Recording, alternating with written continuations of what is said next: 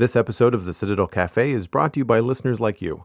Visit patreon.com/the Citadel Cafe to find out how you can become a patron and help make this show possible.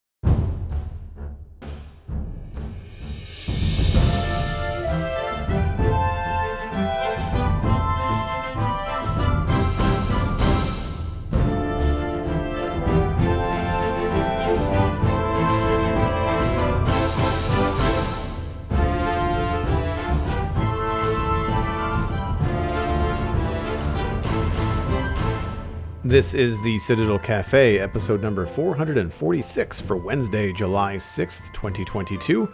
My name is Joel Duggan, and the Citadel Cafe is where my friends and I hang out to talk about the geeky stuff that we are into. Joining me this week, Stephen is back. You can find him at Stephen ESC on all the social media that matters. Hello, sir. Hello there. It's been a little while since we've chatted on the podcast. It's good to be back. It has been. I mean, you and I hang out all the time. Yes. Going to the gym throughout the week and whatnot. But yeah, it has been a hot minute since you've been on the show. I feel like I had to remind myself how to do it. I've done that. I've taken taken a week or two off, and then you try to get back into it. You're just like, wait a minute. I've said this 400 times. Why do I have to refresh my brain as to how to do this now, right? What nerdy things have you been up to over the last few weeks? Oh, nerdy things in the last little while, I guess. I've been having fun over on Twitch, building a new Lego. Actually, the VW camper van. So the Volkswagen camper van. There's two models. There's one that's out now, but I managed to find the 2011 one, the red and white one, secondhand on Bricklinks, and I've been building that in the last couple streams. So I've been enjoying that. Yeah, and then I guess I finished off Stranger Things season 4 the last little while, and that was thoroughly enjoyed that as well. How about yourself? I have started Stranger Things season 4, part 2. I have finished part 1. I started part 2, and I don't know what it was, whether it was just my attention span, whether I was getting messages on my phone or whatever. I just didn't really finish it. It's like one of those things where I paused it and I got distracted. Not that I didn't like it, but I haven't been able to finish it before the show today. And right. It just came out on Friday. So I don't know. Sometimes I feel like... Yeah, it's still fresh. It's still fresh, and it's only 2 episodes in part 2, and it would be perfectly doable to watch them between last Friday and today and talk about them. That's just not how the cookie crumbled this week. So while it's on our radar and on our list, I think you and I are just going to not talk about it this week, and maybe we'll touch on it the next time you're on, or I'll bring it up the next time. For sure. Oh yeah, no worries. Broadly, I'll just say that I really am enjoying season 4. So yeah. I'm looking forward to seeing how they conclude it. So we'll get there. It's one of the few things that I feel like Netflix does where I don't feel like I have to scrutinize. They've sold me on 3 seasons, so I'm not watching it kind of going rolling my eyes all right, when are we going to get going? It seems to always have a good pace and always be a decent entertainment. Yeah, I'm not sure if you've looked ahead yet or not, but the final episode is almost 2.5 hours, so plan accordingly. Okay, so it's 2 movies. Yeah, so that was maybe that was the other reason too. Is I sat down to watch it over dinner on Saturday night, and that's usually an hour, or so. Yeah. But of course, it's 90 minutes plus it's episode 8 or 7. I can't remember which is which, but whatever the first part of part 2 is 90 minutes, and then you're saying the second episode is 2 hours. So yeah, I think it was 2 hours and 22 minutes with credits. So it's wow, yeah. That's a hefty Netflix episode, and in a way, cool that they do it. I'd rather them do that than break it up into episodes where they feel like they have to give the episode an arc. If the story arc warrants 2 hours, do it in 2 hours, Exactly. And that's the freedom that you have with some of these streaming services. And I find very often a lot of them will be slave to the 44-minute sort of this is what it would be if it was on network television and there was commercials every 15 minutes, Sometimes that's comfortable. I feel like the last show that did that and jumped all over the place, even though I didn't realize it, was Jack Reacher on Amazon. I feel like there's a couple of episodes of that were 30 minutes or 35 or something like that. And then others that were 55 or an hour, depending on what was going on. Yeah. Yeah. Good show. We talked about it here on the podcast before, but yeah, I was meaning to check that out. Yeah, I mean, action packed and kind of, well, pretty violent in some places, but I feel like that they had the right pace for the show, and similar to Obi-Wan Kenobi that we talked about last week. Episode 3 of Obi-Wan Kenobi was 30 minutes long, ish, compared to the hour that most of the other ones were. And again, it was one of those action packed, like there's a lot of, it was the rescue episode, right? So like that kind of stuff, they kept the pacing going, and then they didn't fill it with any kind of fluff, which I'm just like, yeah, I mean, like, I'm sad it's over in 30 minutes, but at the same time, like, you didn't need to say anything else. Like, if that was the arc of this episode was the rescue, well, when the rescue is over, that is the end of the episode, and there's only so much you can run down the hall away from stormtroopers, right? Like after a while, you're like, you sort of get it, right? For me, the last week, I really haven't been doing a heck of a lot. There's been busy with work and busy with holiday weekend. I did a lot of cooking, so that ends up taking up a good chunk of my time. And I also hit the gym on my own a couple times, and that takes up a good chunk of time as well. But on the nerdy side of things, I have the Stream Deck. I decided to keep the XL size. It's not the best. It's not the best LCD display, but I really like the real estate I found with what I want to do, specifically where you and I kind of have like a network of regulars in chat and people that we might want to raid on a regular basis and give shout outs to and stuff like that. And having a large board to be able to do that is very helpful. And so that was kind of the thing that sold me on it. That and the hassle of returning. I was like, you know what? For the extra $100, like I think I'll just keep it, because functionally, even though it's not the prettiest thing in the world, functionally, it does more of what I wanted to do. But I actually added a feature. I downloaded a plugin just today, actually, and it is called. I wrote this down, but I forgot to write it down in the right place. It's called Bar Raider, BAR Raider. And one word or two separate words? One word with a drop cap in the middle. Okay. If you look up macro in the plugin store for Stream Deck, it's one of two that show up. So it's the one that looks like it's more professional. One of them looks like was coded in someone's basement, and then the other one probably also coded in someone's basement, but it has like a proper graphic and a description and a wiki and like a GitHub page and all this kind of stuff. Anyway, I'll include the link in the show notes this week for people that might want to check it out. And what I like so much about it is how simple it was to use. Once you kind of get onto the wiki and looked at it for the syntax, because for people that don't know, what I'm essentially doing and wanting to do was set up a macro code that I can run with the Stream Deck. So by pressing a button on the Stream Deck, I wanted my mouse button, my left mouse button, to click repeatedly for an AFK session in Minecraft. And that will allow me to gather some resources that are tougher to gather in the newer updates while I'm doing other stuff, rather than waiting for a bunch of zombies or things to build up at a farm and then lean over to my computer and hit click and kill them all and collect all the rewards. I am doing it with a macro, so I'm not at the keyboard. And it's great. It's a toggle button. You press it and it hits your left mouse key. For me, I set it for every 200 milliseconds. So every 2 seconds, your sword does a swipe.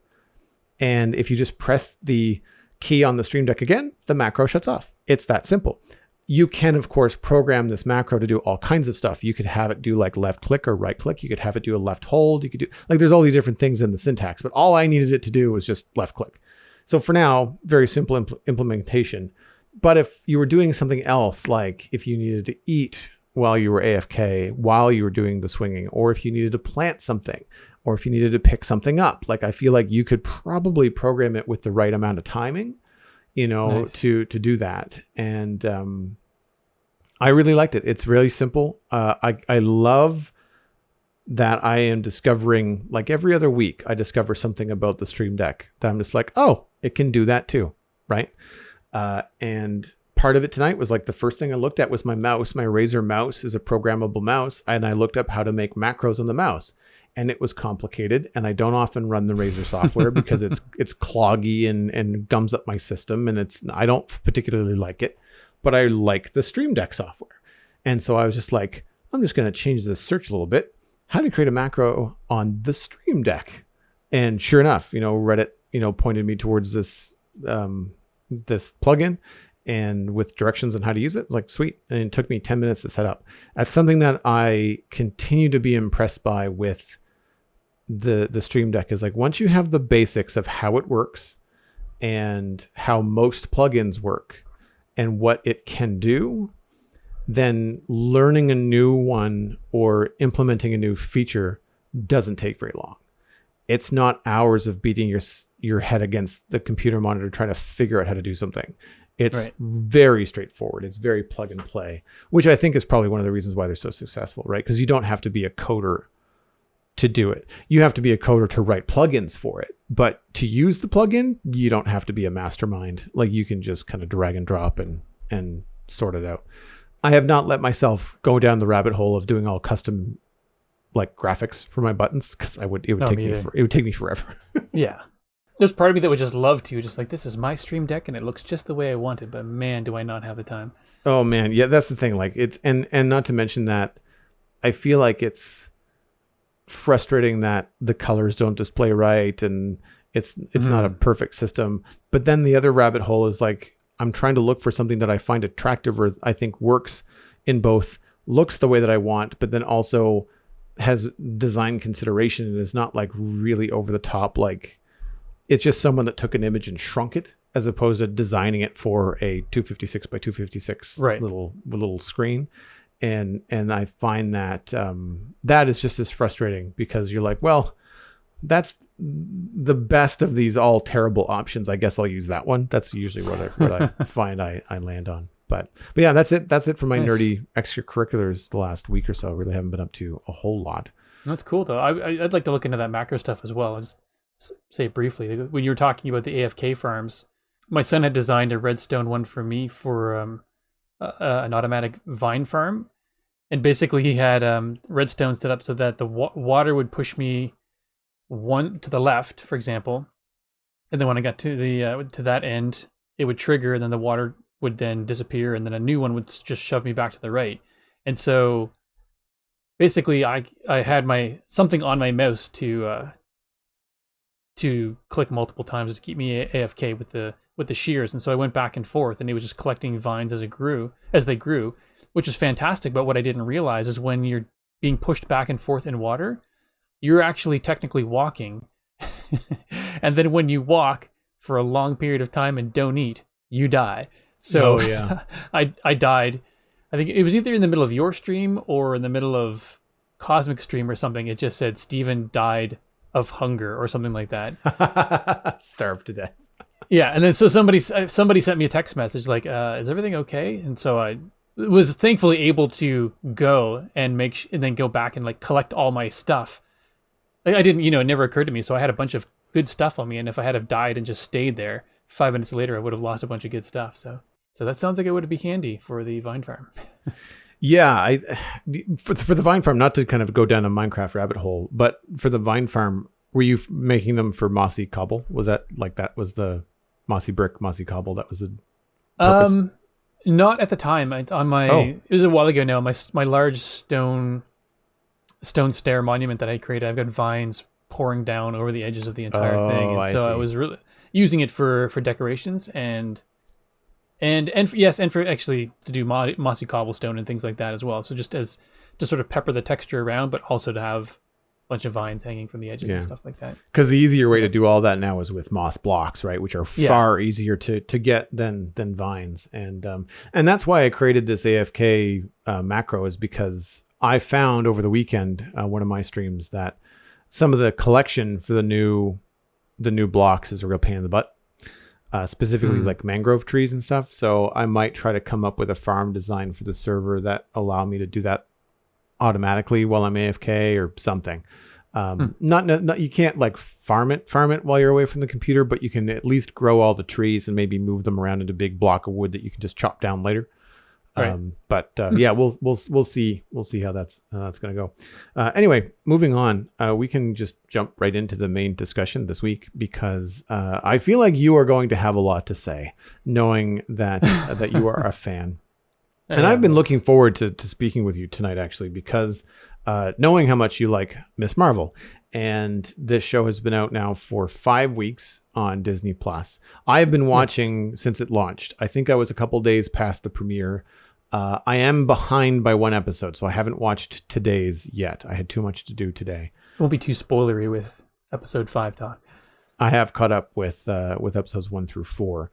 And so for folks that are watching, if you're not all caught up, there may be some small spoilers. I don't think the plot hasn't resolved, so it's not like we can spoil the ending, because I think there's a couple more episodes yet to come. I think there's just one more, actually. Really? Oh, okay. Yeah. Well, they got to do some work then. One of my slight beefs about it is that it's like it feels like they're trying to tell a bunch of stories, a bunch of storyline in 6 episodes, and it's got me a little worried. I'll start off with some general, I guess, feedback, because you're going to know a lot more about the character than I do. And I feel like you can probably clarify some stuff as well. So to start off with some general feedback, I guess, from me, knowing only a little bit about Miss Marvel as a character, and knowing maybe more about Kamala Khan, like her, her regular person, character, as opposed to her superhero character. Because my experience with the character comes from the Avengers video game, where you play as her for the first kind of like couple of story missions.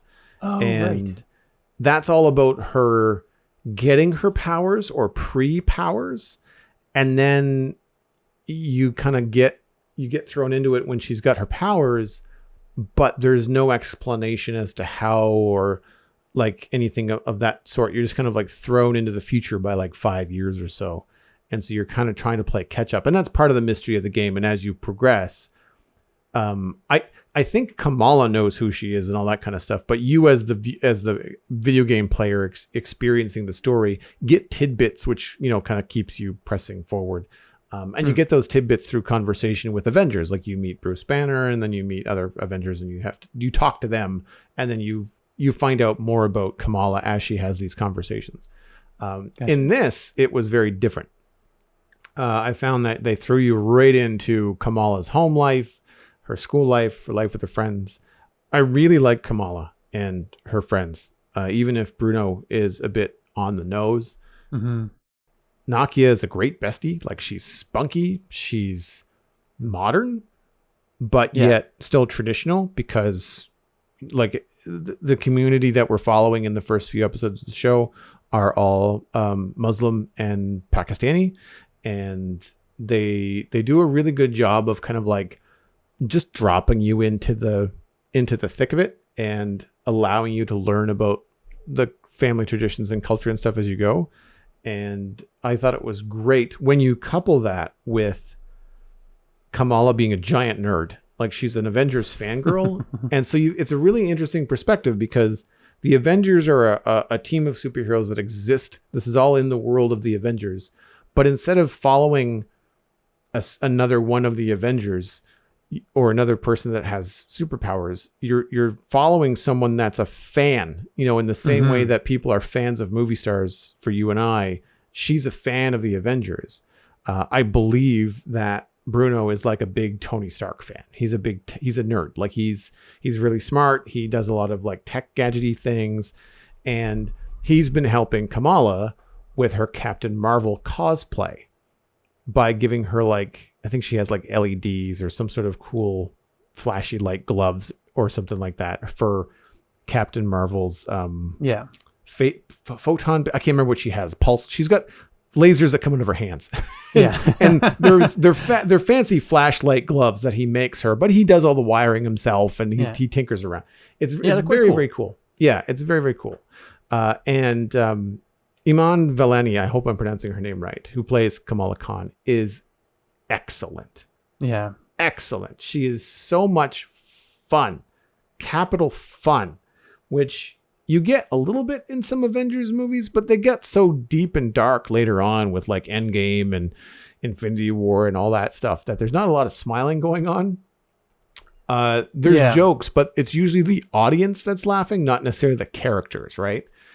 And that's where I find that there's so many bizarre things going on that Kamala just can't help but laugh sometimes. She's also just so smart and awkward that Yeah. the things that she kind of smirks at or the one-liners that she throws out are they're just really, they're hard to remember because they're usually the kind of thing that she says right before they cut. You know, like she kind of mumbles something to her mom, or she gives her brother a hard time, or she says something to like the fancy new character that she just met randomly on the street because her life is just so wild when this adventure starts.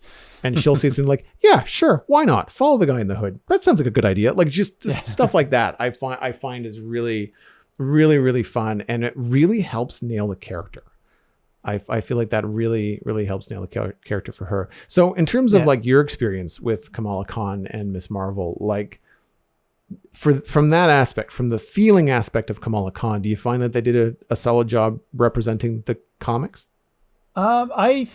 Overall, yes. And it may be just sort of a benefit of having a live action version of the story as opposed to in the comics. But I find Imani Vellani's Kamala has a lot of heart, and not that the comic book version didn't, but it didn't necessarily come across right away. Like this, you get the sense that she's really excited in the show, and then she just doesn't necessarily know how to deal with it right away, but at the same time she's just riding this high. There's all these little nuances with the TV version, which I really like. No, I think she's nailing it. There are a lot of things that kind of missed the mark, but I think she captured, like she's got putting her own spin on it, and I actually really enjoyed it. I think she's got a lot of heart, and I think it's good. Very endearing character. And I think one of the things that I do like about her as a character, you're talking about compared to other Avengers stories, is like her tale is more about her, it seems, and then she's doing superhero stuff, but it's more Kamala, whereas some of the other Avenger stuff, it's like as soon as they get into the superpowers, they take like that superpower thing takes over the storyline, which I guess you sort of expect since they're superhero stories. But I feel like we're getting more behind the scenes life of Kamala than just being thrown into all superhero stuff right away, which I enjoy. I drew a parallel to Spider-Man and that kind of like combination of balancing life as a teenager and having superpowers or super abilities. Mm-hmm. And I guess the difference is that like for Kamala, she's just like, she knows what a superhero is. Yeah. So she's already got the molds. Like she's got a favorite superhero. And rather than just kind of like doing the right thing, like the whole responsibility thing with Spider-Man, and trying to be her own superhero, she's busy already mimicking and trying to figure out like a cool superhero entrance, like just the kind of stuff that fans think is important. And so they try to like, because there's a lot of conversations in the first few episodes, which I'm sure parents can identify with. And I'll throw this to you in a minute in terms of like the likes. Someone says that, I can't remember what they call her, something Light, Miss Light or Captain Light or something. Oh, yeah. The population in her neighborhood give her a name when she starts using her powers with a mask on, and it's not Miss Marvel. But one of the things that is said is like, oh, she's something light is trending. And of course, Kamala lights up. Like that's really important to her. And it's just like, not that she saved someone's life, it's that she's trending, even though no one knows it's her. Right. And I thought that was just a really interesting snapshot about like 2022 culture for 16-year-olds. And I thought that was interesting.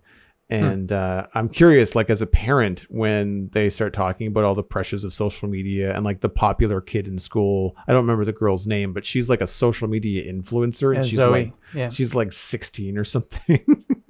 Yeah, Zoe.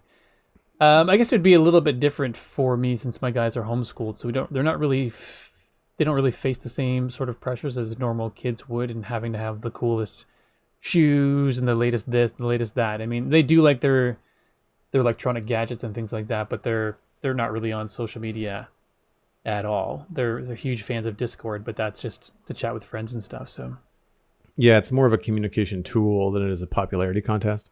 Exactly. They're just because none of their friends or they don't keep up with their friends via social media and stuff like that. They're just not interested. I've even mentioned it a couple times just because I wanted, as a parent, I wanted to talk to them about the different kinds of it. Just, if you were interested in this, we wanted to be, I wanted to have a conversation with you. And they're like, I have no desire to do Twitter.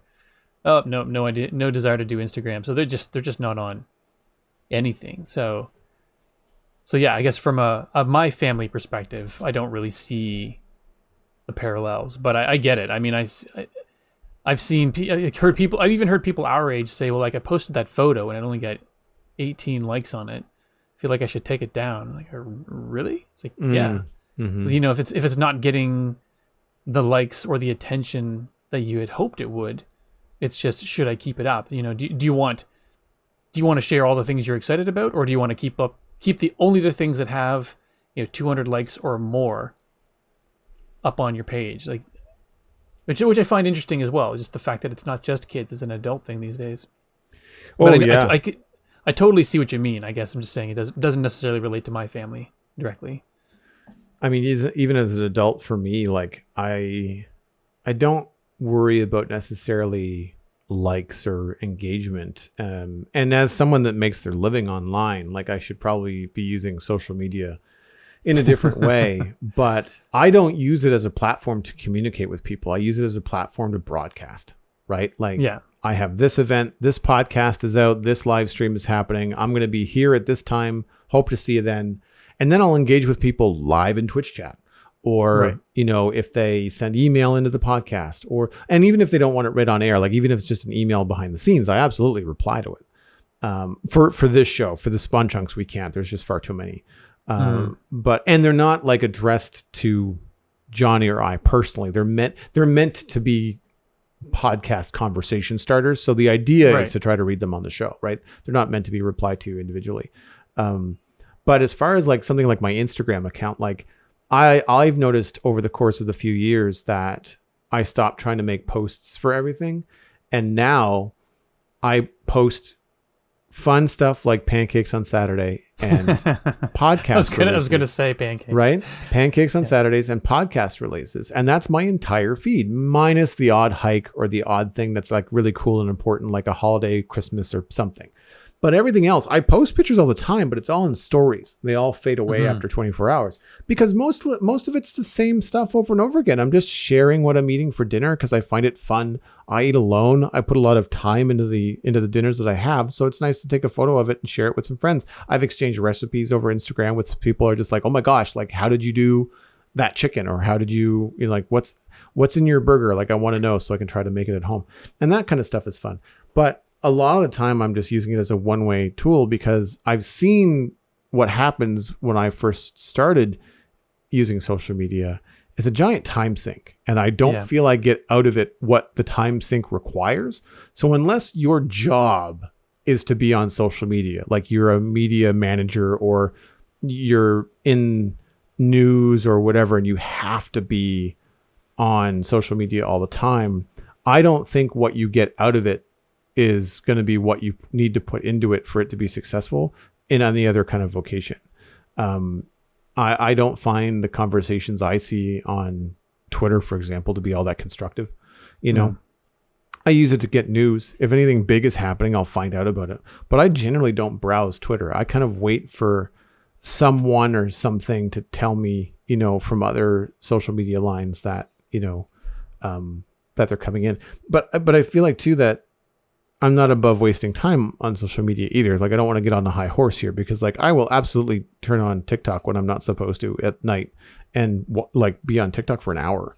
And I'm watching like cooking videos and dog videos. Like I'm not learning anything. I'm not, moving any kind of social needle forward. But I think there are some places where that kind of brain dump is almost, I don't want to say healthy, but sometimes after a long day, you just kind of need to not think. Like I don't even want to engage in an hour-long story on Netflix. Like I kind of want bite size. I can turn it off at any minute. Now, ironically, I'm there longer than I would be for 45 minutes on Netflix, but it's not, I think the difference is that it's not asking anything of you most of the time. Mm-hmm. And I find that kind of interesting from a behavior standpoint, but sometimes I find that the shorter things on like the Instagram videos and the things on TikTok. I like the fact that they are shorter because there's no commitment. There's no time commitment. Even though you do, like you said, end up spending an hour kind of falling down the rabbit hole or whatever you call it on TikTok. It's just, and I actually don't like the fact that they added longer videos to TikTok. I actually skip by more of those than the shorter ones because I just want to be entertained in like little bite-sized things on TikTok. So when then it's like they upped it to when they upped it to 3 minutes, I find it loses my attention span quickly. So I know I can see what you mean. Like I don't want to sit down and have the mental commitment to a 45-minute show. But if you give me 45 1-minute things that just make me chuckle and not have to think too hard before bed, then yeah, I'll take it. Yeah, and I think too that the 3-minute note is an interesting thing to bring up because the people that use the full 3 minutes do not always need it. No. And so you spend the first 30 seconds waiting for something to happen. Like all it did for a lot of that content is just not require people to be so concise, you know? And I feel like the 1 minute punchy videos when someone has something to say and they're going to do it in a minute, I feel like that's better content because there's no fluff, right? Exactly. They tend to move on. And I'm the same way. And I've gotten actually pretty good at spotting like really fluff content that I'm not interested in. And I can swipe past it before it even starts to get going, especially if it's just like, oh, this is just that song again. I don't care. Like, I don't care about this little 10-second thing that's going to be stuck in my head for the rest of the day. But anyway, to get back to Miss Marvel, the use of social media and in particular, the use of texting communication, because the way that Kamala talks to Bruno and talks to her friends is through texting. They don't call one another because most kids that age don't. They text. And that becomes a challenge when you're watching a television show and you have to know what these people have said to each other. If they're not in the same room and they're not talking on the phone so you can hear the conversation, you have to be able to read it. And what I find so wonderful and so artistic and fun in a nod to the comics is that they display the text messages in every way they possibly can. They use the background, they use a window, they use a computer screen, they use a neon sign. They will change the speech balloon on a graffiti wall to animate and have, Bruno's text to Kamala. She's walking by underneath it on her phone, but then the message from Bruno shows up in like giant billboard letters for you, the viewer, behind her. And I think it's just brilliant and colorful. And it's been a joy to watch. Yeah, it's been the best execution of that I've ever seen. I find when TV shows, I get it because you almost need to address it in TV shows these days that have like young adults or even kids, because it's part of the conversation that's going on, but it's always the same thing. You literally have the speech bubbles show up and then make the sound like shoop, shoop, shoop, and it just goes up the side of the screen and it looks almost identical, or they try to make it as identical as possible to an actual chat conversation overlaid on top of the TV show. And sometimes that pulls me out of it. And so our family, when we were watching it, so many times it was not uncommon for us to go, oh, go back. It's in the LED, or it's in the LED lights. Oh, that's in the neon lights. Oh, it's part of the street paint on the ground, or the first one where she has a little spinning nightlight in her room that shines stars on the wall. The letters appeared in the stars on her ceiling, and it was just like, man, they are just knocking this one out of the park. It is so clever. And as you said, just brilliant. It incorporates it in such a way that it makes you look forward to the chat conversations. It's not just this second thought overlay. Even there's one or two times where they made it. They were sort of doing the traditional bubbles, but it started off with Kamala has a drawing of a woman on her wall, and then the drawing blew a bubblegum bubble, and then it went and popped, and then out of that the speech bubbles the chat conversation started to happen. Or another time it was on a plane window when she was traveling. So I think they nailed that. I've not seen anything that good yet. Agreed. And they do it with like places as well, like locations. I think and that's really smart. And I feel like the show in general is just really colorful, and I think that's in really a great deal due to a lot of the Pakistani culture that they have going on in the show. There's, I think it's like a street festival or a holiday. I apologize, I don't remember how long, like it was in one of the first couple of episodes because it's been a couple of weeks now. But as someone that has the Govee TV lights behind my TV that change the color of the wall behind me to whatever's on the screen, watching this show has been just a series of primary colors, right? It's orange, it's yellow, it's bright red, it's bright blue. She goes to Avenger Con, which didn't really feel like much of a con. It felt like kind of a garage party with low budget. I've been to conventions, even small ones, and they're a lot fancier than that. But yeah, and for the first ever Adventure Con, it was kind of it was a little on the low budget side, but they did nail how colorful it should be. And it's the kind of thing where like you've got a bunch of teenagers that are making, superhero costumes. And I mean, aside from some of the later films, like the Avengers costumes are pretty bright. Like Thor's got a red cape. Captain America was bright blue. Hulk is green. Like there's a lot of that. And they've kept that throughout the entire show, even on some of the more recent episodes. Like, and whenever she uses her powers, there's a lot of light and crystal and blue and purple and very bright kind of flashes and stuff. And that, of course, lights up my living room as well when I'm watching with the Govee lights on. And so I find the whole thing really, really bright and fun. And that goes with like the disposition of the characters. It goes with the actual physical colors that they're putting on screen. And I also feel like it goes with the story in general. Overall, I want to say is bright and fun in terms of Kamala's arc, but also just the delivery, right? Like she's just so genuinely excited to have superpowers, and the character isn't afraid to be like giddy, even in dire situations. It's like, she just does something dramatic and potentially saves someone from falling off a building or something like that. And her next reaction isn't like, "Are you okay?" It's like, "That was awesome." Like she's just as amazed that she just did it as the other person is for not being a pancake on the street below, and I just like that sort of, it's not selfishness. It's not being self-centered because she's obviously saving people, but that inward focus of like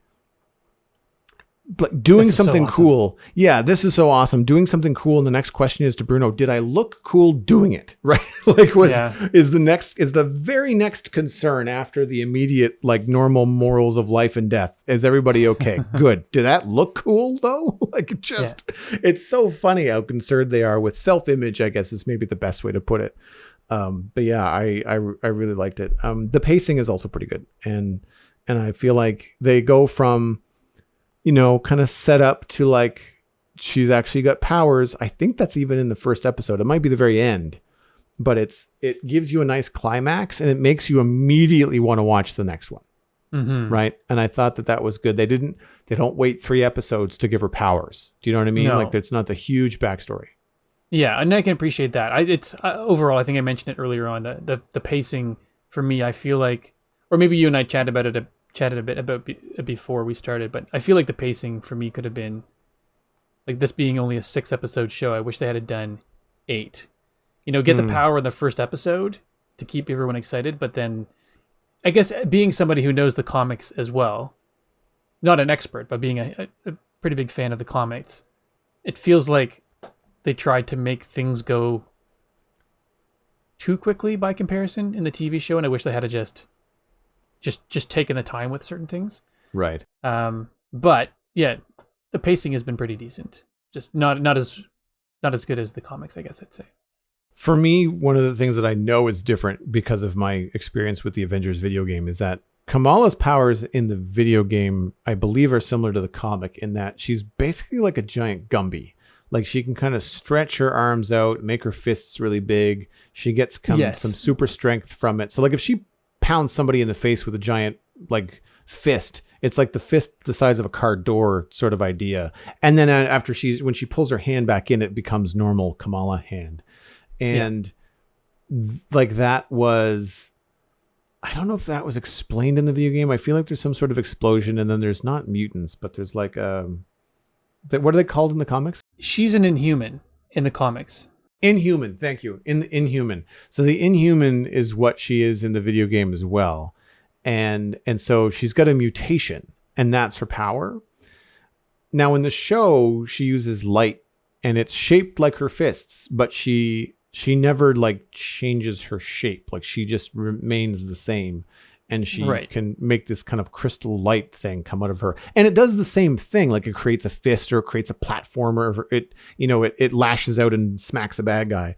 But it's very different than the comics. And so I'm curious about what your experience has been with that difference, as well as the other differences from the comics.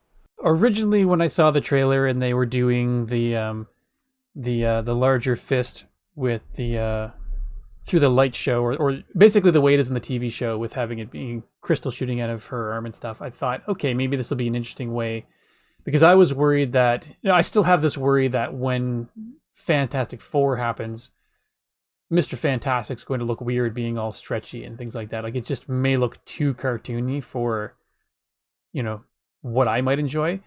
And so I thought, oh, this might be a clever way for them to get around it. But personally, like, okay, let's just say this. The show is enjoyable, and it's easy to suddenly go, okay, but here's the list of things they got wrong. So I want to say, first off, that I am enjoying the show, but being a fan of the comics, there are things that I wish they had have done. And so in the comic, she gets, like within the first handful of pages, there's a Terrigen gas sort of explosion, which is the same. The Terrigen gas is the same thing, or Terrigen crystals and the gas are the same things that basically they cause humans to die if they come into contact with it, and they cause Inhumans powers to manifest. And an Inhuman is basically thousands and thousands of years ago, the Kree came to Earth, and they basically genetically altered human DNA and combined it with Kree DNA, so that when the Terrigen gas was released, it would trigger all of these inhuman or extra human powers. And so basically the Kree was setting up Earth, and from what I understand, other places to be like sleeper agents or sleeper soldiers. So when it came to wartime, they could just release the Terrigen gas, have all of these soldiers ready at their disposal, and then they would have a force on a different planet ready to go.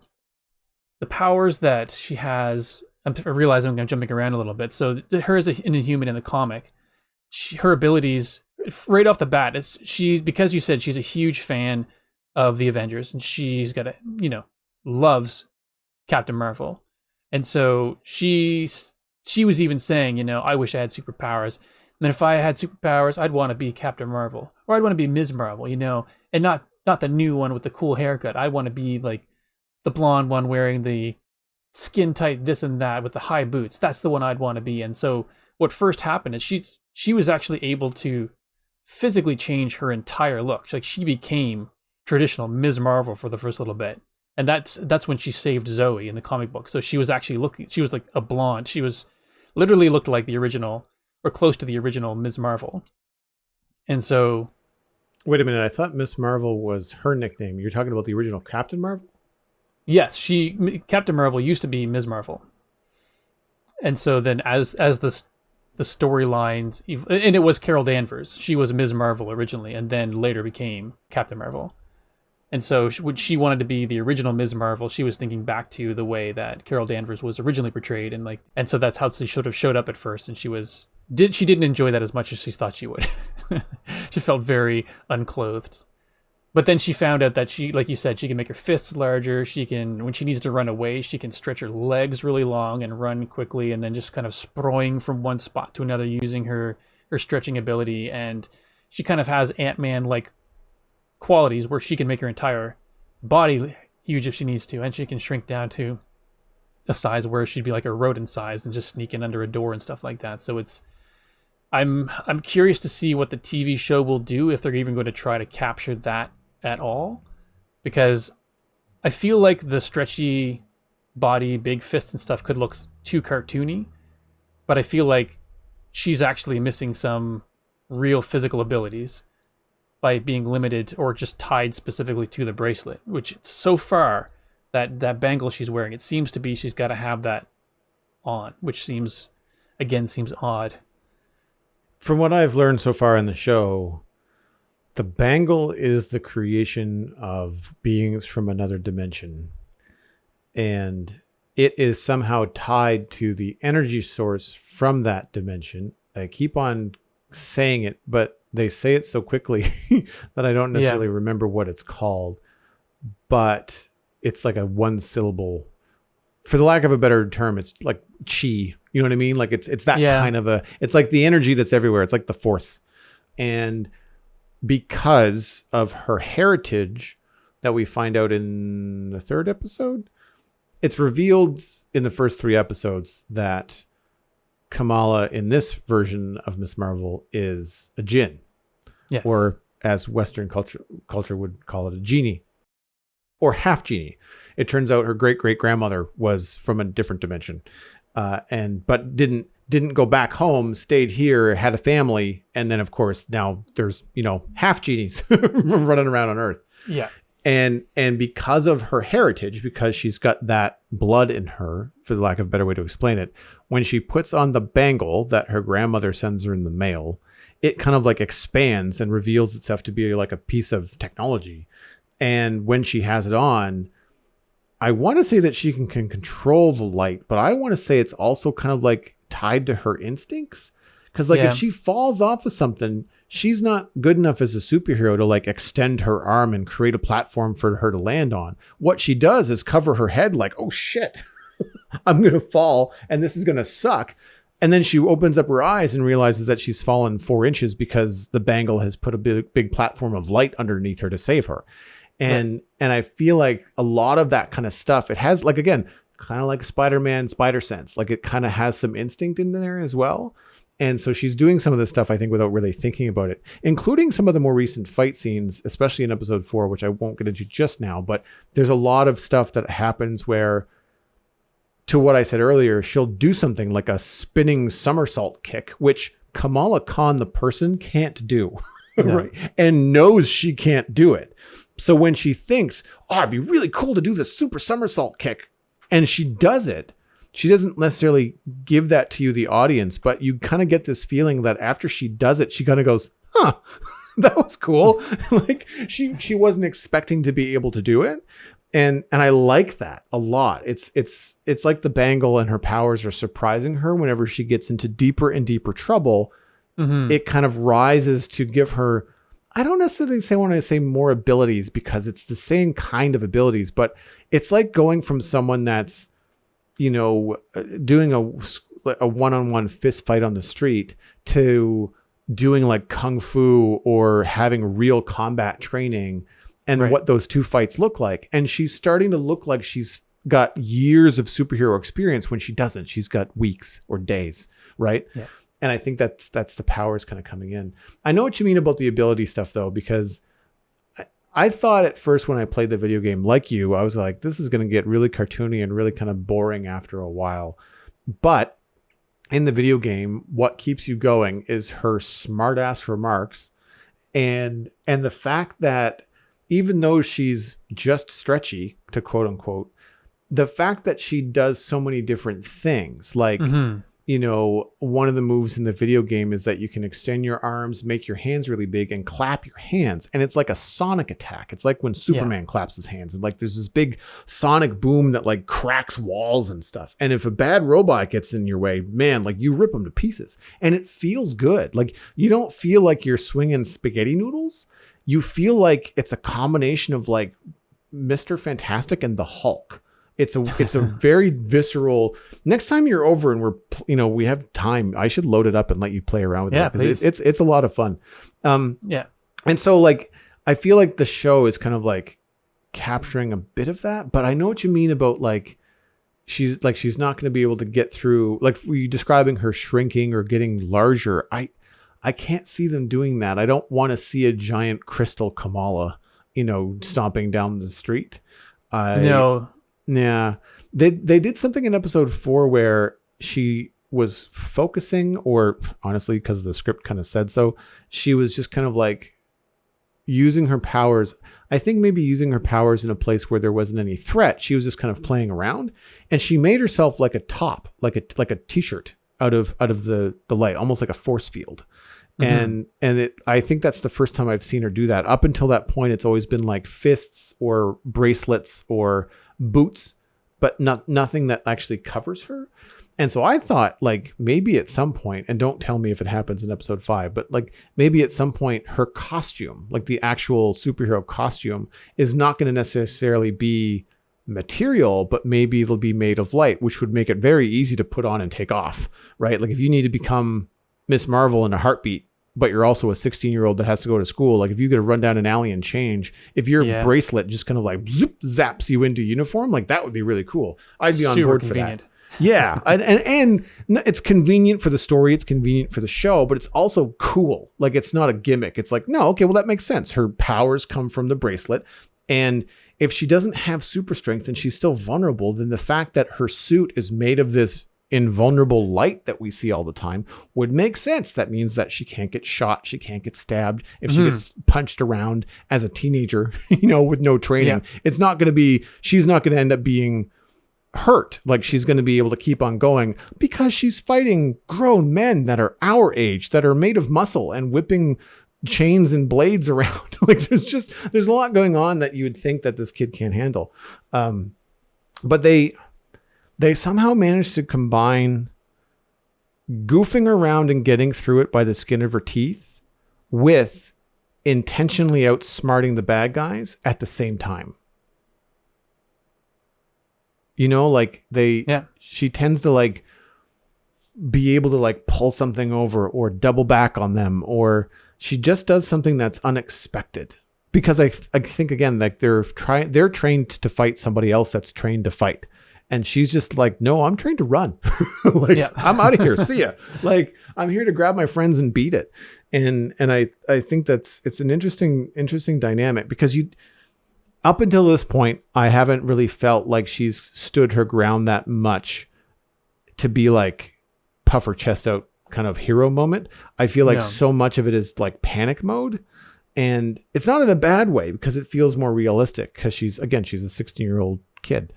As far as the 4th episode, this is the only one that I haven't liked very much. And I'm surprised because it was probably the one that had the most action in it. And so for context, she goes to Pakistan with her mom to visit her grandmother because her grandmother and her have shared a vision. Her grandmother's the one that gave her the bangle. So she's trying to get to the bottom of what the hell is going on. Yeah. And she's followed by these 4 other jinn that have turned on her and want to kill her and take the bangle. And everything in this episode just feels like it happens because the script says so. Did you find that the pacing really shifted? Like, if that's what you mean by you wanted more than 6 episodes? The pace. So I enjoyed for me, I had issues with episode 1 and 2, and I enjoyed 3 and 4 more. Right. But I find that 4 was a bit all over the place. And I see what you mean, though. I sometimes I forget, or I can't think of the right way to say it. But when you say like because the script said so, and that's just kind of, that makes a lot of sense when you say it that way. Because, for example, goes out on a tour with her cousins, and they're talking about like the history of the area, and then she's trying to find the train station because she's had a vision of a train. So she's going to go look at this train station, and there's a historic part of the train station, and she's looking at a mural, and it's a mural of Ant-Man, which probably has some sort of comic reference, but I didn't get it. But the portion of that particular area is being renovated, historical restoration. And while she's there, a knife flies by her head and hits the wall beside her. And it's just like, well, wait a minute. She wasn't looking. And then in this ensuing fight, this person, this Red Dagger character with a red mask over his face, who is obviously another teenage boy, like for no other reason than, they want to have another attractive teenage boy for her to drool over in the show. How did he miss the first time? Because every other knife throw, he shoots at her He's aiming at her eyeball. And the only reason it's not stuck in her head is because she uses the light to block it. And these are 6-inch long throwing knives. And 30 seconds later, the cops show up and all of a sudden they're buddies and they walk off arm in arm. And like it makes no sense. He brings her to the Red Dagger hideout, like, which is beautiful and cool and probably has a lot of cultural significance. But I'm just like, this doesn't make any sense whatsoever. Like, you're telling me that a 16-year-old teenage girl is attacked by a knife thrower and then follows him home? Like, it really, really rubbed me the wrong way. And then like, even in the rest of the episode, it's like, okay, fine, whatever, they're friends. I get it, right? It's somebody that's part of the culture and knows about her powers and history that's going to fill her in so she can learn more about who she is. Fine. Then she goes to a campfire with the dude and has like this little crush on him the whole time, which we just saw in episode 2 when she meets the son of one of these jinn that are trying to kill her. Kamran. And that turns out poorly. You know, like, he seems nice. She's got a huge crush on him. It causes a rift between her and Bruno, for Bruno's part anyway. And then it turns out that his mom is an evil, sadistic bitch that wants to kill her. It's just like she'd learned nothing in the last 48 hours. And I find that whole thing hard to swallow. But that's the first time the series have done that.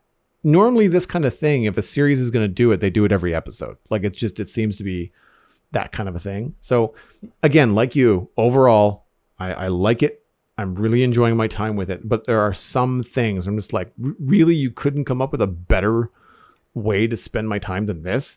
Like, it feels really, really. And other thing, I didn't catch the guy's name. He's their, I don't know if it's Amir, but he's the Red Dagger's, I don't know, mentor. He seems really cool and he seems really skilled, and the 4 jinn come in and he takes them all on, and he doesn't kill them, but he certainly dismantles them and is able to escape with Kamala. And I'm trying to remember this kid's name, the Red Dagger. And they're all having these knife fights. Like, no one's brought a gun.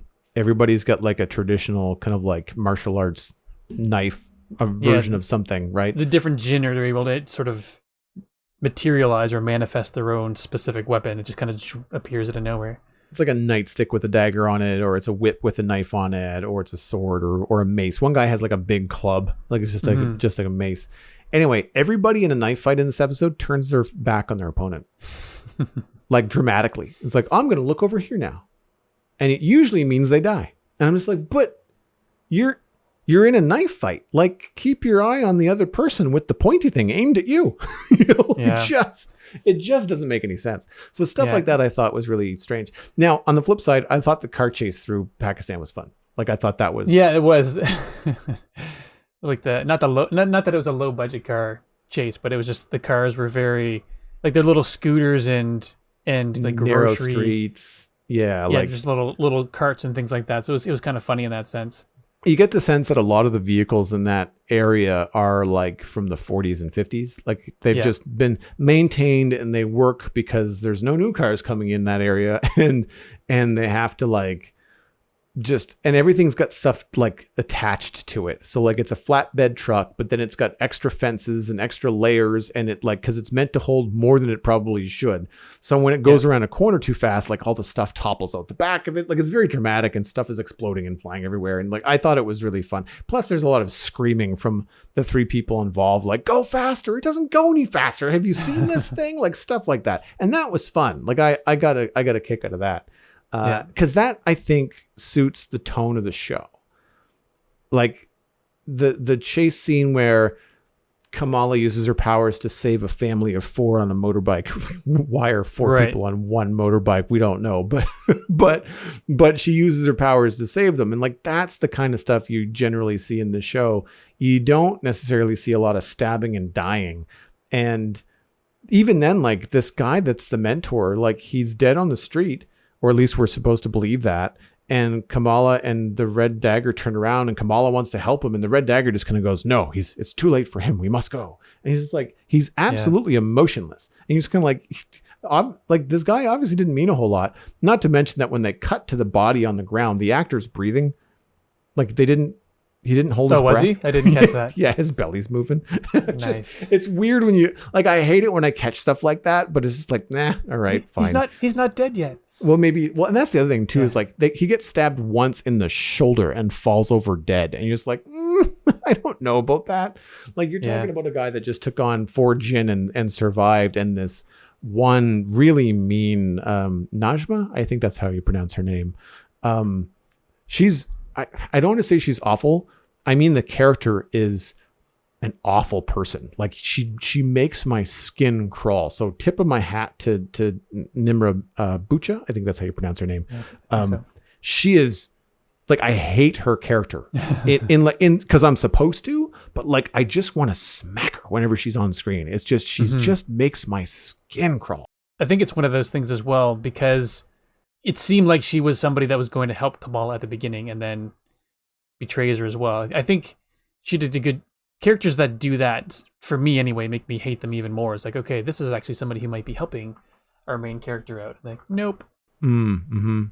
They do a good job of lulling you to a point of comfort in the same way that Kamala is, and then they rip the rug out from underneath you. And you get, at first you think, oh, Jinn, cool. And you go, oh no, Jinn, not cool. Because apparently they're all just mindless, soulless. Like they just follow this woman's instructions without even a thought. Like they're all just like soldiers. So it kind of took some of the imagination out of it. But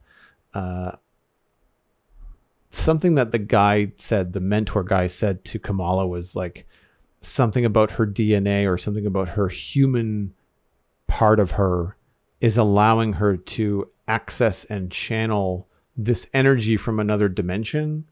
And that's the power that she has. Because the whole plot is that the bangle is a key to opening up a door to the other dimension. That these 4 Jinn that are trying to kill her want to use it to open the door, but they don't want to go home. They want to bring the energy to Earth or our dimension so they can destroy it and take over another dimension, essentially, is what it sounds like. Yeah, that's one of the things I wish they had spent more time on, because that mentor guy and the whole Red Dagger Society or whatever you want to call them, they were in it for like a blink, and then the mentor's gone. There's amazing technology in this beautiful room that's hidden inside this sort of rundown city, and it's just like, wow, this looks really cool. And like now Kamala's, I mean, I it doesn't happen in episode 5, so I'm not sure what's going to happen in episode 6, but presuming she goes back to Jersey because that's where the majority of the comic book takes place. So, this little tiny blip, and basically I'm assuming now that the place was trashed, that this technology no longer exists, that she'll probably never go back, but it feels like that would have been really a really essential place for her sort of self-growth and learning. And they barely touch on it. And it's like, oh, okay, that's gone now. It's teenagers only. Got to get rid of the adults. Yeah, no, even the Red Dagger Society is like, it seems like they should have called them the Convenient Red Dagger Society because like they're just there to add some story bits to the backstory, and then they're just like, it's not really useful. And no, and the fact that, again, like conveniently, the Red Dagger is 17 or 18. Like he's the same age as Kamala. Well, in the comic book, it's just him. There's no society. From what I was trying to go back through the comics and just kind of brush up, and I wasn't able to find that part. But he's like, when she goes to Pakistan, he's basically he's like a Daredevil type character where he's a vigilante. He knows that there are superheroes out there, but Pakistan doesn't have a superhero, so he's trying to be Pakistan's superhero, which is cool. Trying to do the right thing, which is really cool. But it's not like, so the whole Red Dagger Society. Again, I don't. That's not what it's called, but it just seems like it's just weird. And you're right again, where it's there for convenience to give backstory. Yeah, because now it almost doesn't exist anymore. That the main hall was trashed, and it's just the 17-year-old. So I don't know. I'm hoping for more with the grandmother because I really like their relationship, and I feel like they've got more to reveal there. And I'm left at a cliffhanger at the end of episode 4 where I believe Kamal is having a flashback and it looks like she's back in like 1941 during the partition event or peak of the event, at least for her family, where people are separated, then they have to take a train to Pakistan. And I'm curious about that, if they're going to slow down that information a bit in episode 5. But overall, I'm still really enjoying it. Like, I don't want to fall into the rabbit hole that we can sometimes about nitpicking on stuff, because ultimately, when it comes down to it, we're not the target audience. Like, it's basically a really strong show for young female superhero fans. Like, I love so much about it in terms of like strong female characters, funny female characters. I want to say even like in terms of like body type representation, cultural representation, it's all there, and they do it in a way where even some of the Muslim traditions are poked fun at by Muslims, which makes it okay to laugh at, right? Because it's just the same as, you and I making fun of, different traditions that we were brought up with. And I find it really accessible. And I think I'll steal your comment from earlier, is that the show has a lot of heart. And that's my big takeaway from it, is that it has a lot of heart. And despite some of the, we'll call them cheaper script tricks that they do to move things along, overall, I think it's a win for me. And the fact that it's so bright and colorful and funny, it's a nice change from like, Doctor Strange or Endgame. And I mean, Endgame was epic, but like, it's not a happy film. No. There's some good moments, but a lot of it is pretty hard. And I think that Marvel needed some lightheartedness, a high stakes, lighthearted show. And I think that's basically what they've done. I think overall, I am enjoying it. To be honest, it pains me to say this a little bit. I wish I liked it more, but I'm coming from a fan of the comic book perspective, and it feels like they're missing some really, just some key things that I feel like would make it a lot better. Oh, one thing I do want to say is like, I'll just go back to the fact that she is an Inhuman in the comics, and so I was disappointed that she was a Jinn in this, because I thought the whole Inhuman storyline that it was in Shield, there was the Inhuman TV show, they brought back what's his name, Black Bolt in Doctor Strange, so they actually addressed the Inhumans in that. So I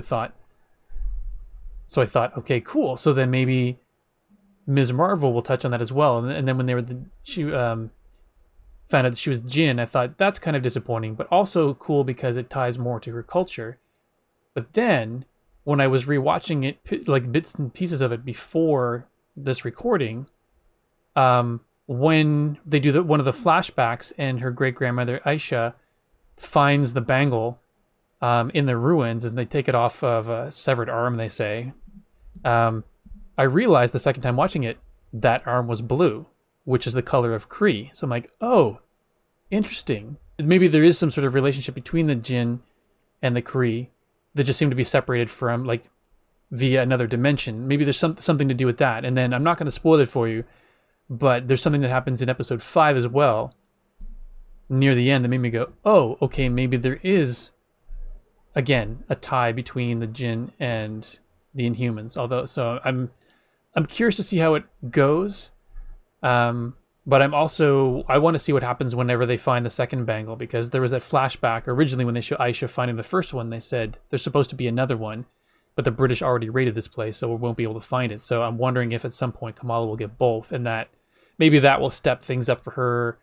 Like, she'll level up in a way that maybe better aligns with the comic books. I'm not sure, but I'm curious to see how it'll play out.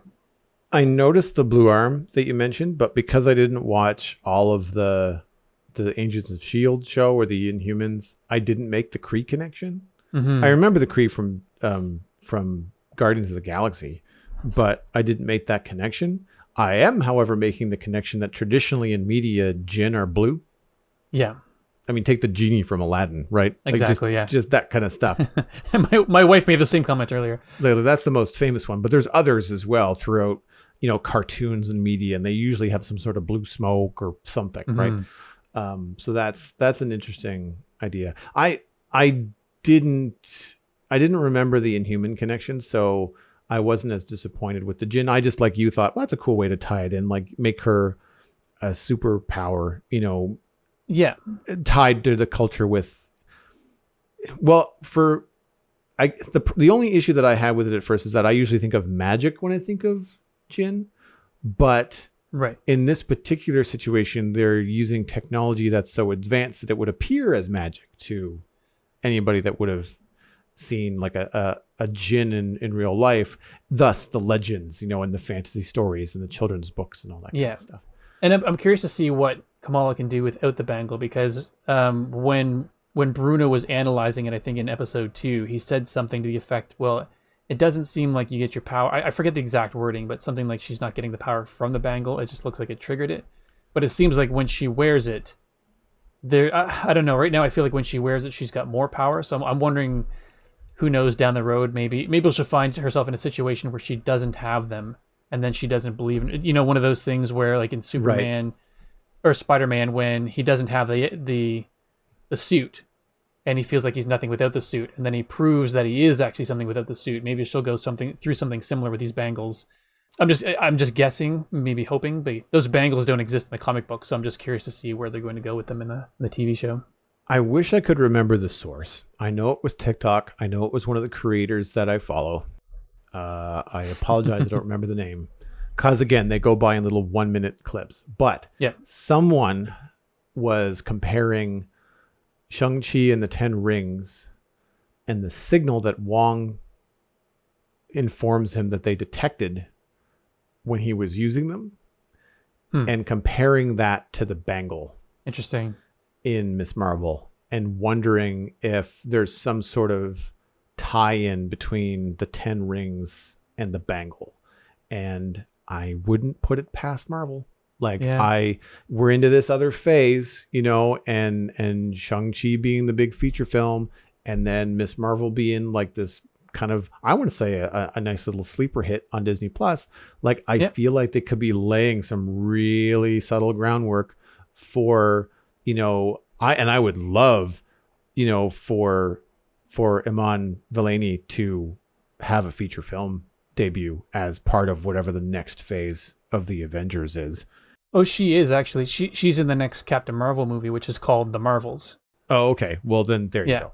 And this is the thing, like, this is what I like about not being so steeped in this, that I read all the blogs and casting stuff. So, like, I get surprised when these kind of things happen. So. And again, that reminds me, it makes me even more curious if they're going to bring the Inhuman aspect back, because the Kree were in Captain Marvel along with the Skrulls. So if she's making her way over to the Marvels, where there are going to be Kree, I'm keeping my eyes and my mind open. I have high hopes.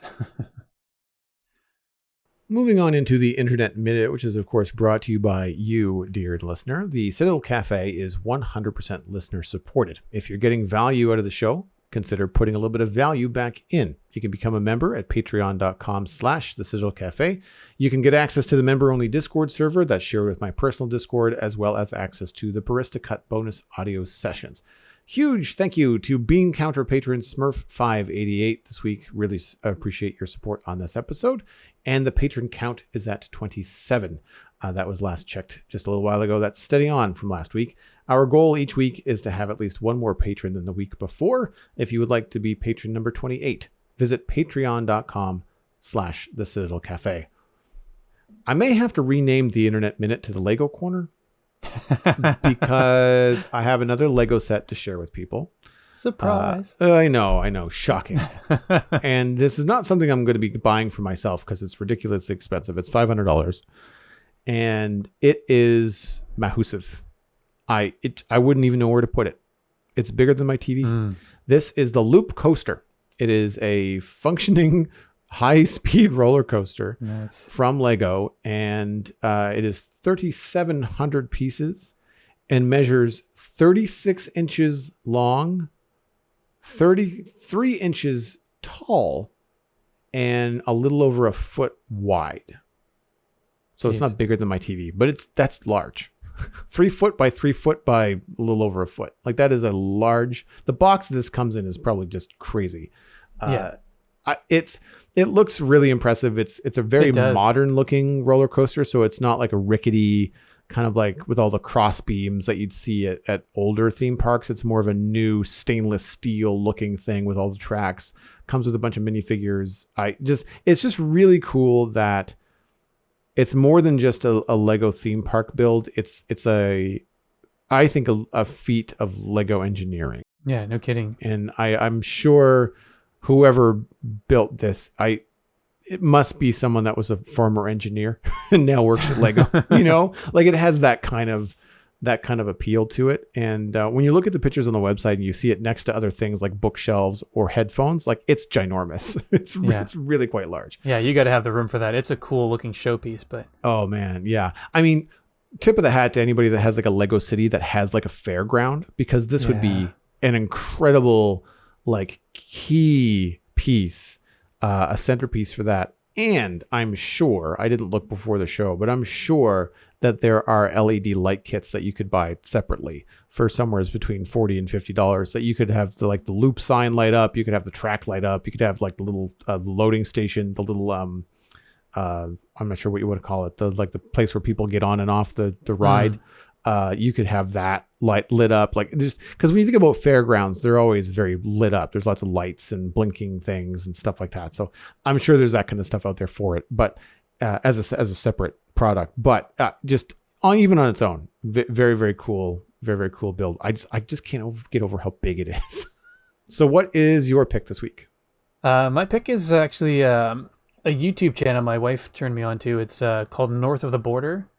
Basically, it's a guy named Adam who's a sculptor / maker of tiny nerdy things. And you check out the channel. He'll do things like make Steve from Minecraft out of sculpting clay, but make him look realistic. So he'd still have sort of boxy quality, but they'd give him sort of more realistic facial features. Or he'll do one that was really cool was a miniature floating Minecraft island. And so it actually uses waterfalls pouring off of it to support it on the ground below, so it makes the entire thing look like it's floating. It's really well done. And my sons are a fan of the Hollow Knight game, so he made the Hollow Knight character out of clay, and then he did another thing where he made a Minecraft scene out of actual dirt and like actual nature bits of stone and dirt, as opposed to it making it out of modeling clay and stuff. So it was just pretty interesting. It's a neat little sort of original, unique set of models that he builds. His realistic Lego figure is terrifying. Like that is the stuff of nightmares. Yeah. Yeah, that video says, I made a realistic Lego man and I'm sorry. And yeah. Really disturbing.